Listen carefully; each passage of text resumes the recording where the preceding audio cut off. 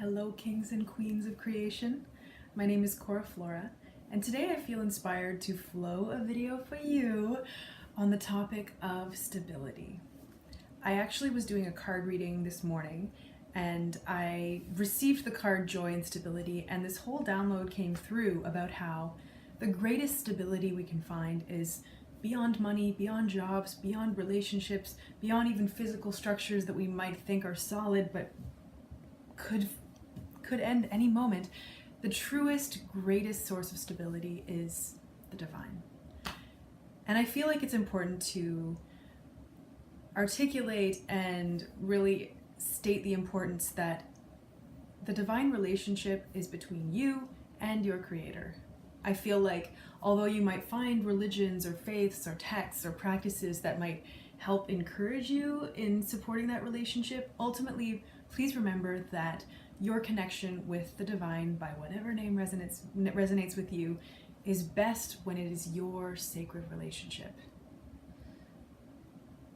And I feel like just stating that, because I know for me, like, I've been a seeker my whole life, and especially recently, I've been going to church and doing different things like that just because I'm seeking more community, and I'm also doing research on ways that people connect with spirit and researching within myself what feels authentic, what feels genuine, what works for me, what doesn't. And a lot of it doesn't work for me, to be honest.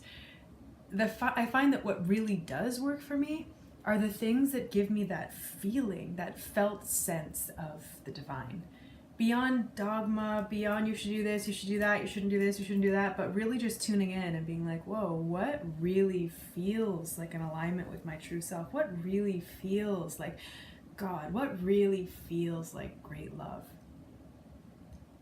And for me, I'm all about the lowest common denominator. I'm all about what is the thing that is simple? What is the thing that just feels right? What is the thing that is accessible no matter what circumstances?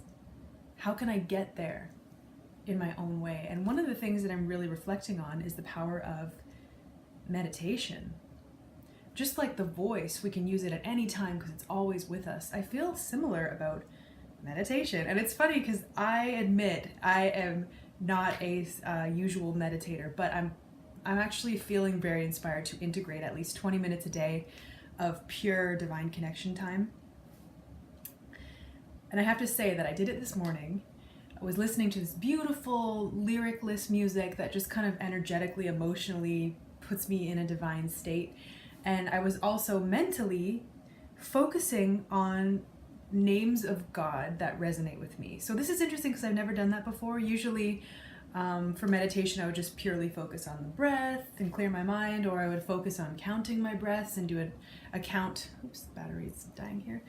I would do a count up to 10, just focusing on my breath. And if I lose focus on the counting, I would go back to 1. But today, for the first time, I was doing something that actually an old friend had told me that he did in a psychedelic journey, where he had just focused on God, God, God, God, God, God, God, and it took him into this transcendent state. It's interesting because where our focus goes, where our attention goes, energy flows. And I feel like when it comes to meditation, this might work for you to maybe explore having an allotted set of time and using a mantra of a divine name that resonates as purest and as deeply as possible for you. For me, I like to say God, Goddess, Great Love, because I feel that God, and that is the beyond gender version when I say it with an extra E at the end, an extra D-E. Anyways, to me, it's like a combination of God and Goddess. But I like to also say great love, great love, great love, great love, great love, great love, great love. And to me, that really connects me with that essence of the divine as I relate to it. And that changes every moment. Just like, you know, when I have people that I love in my life, I often call them different names at different times, and I'm kind of calling on different aspects of them, just because that's how I enjoy the multifaceted, multidimensional relationships of life.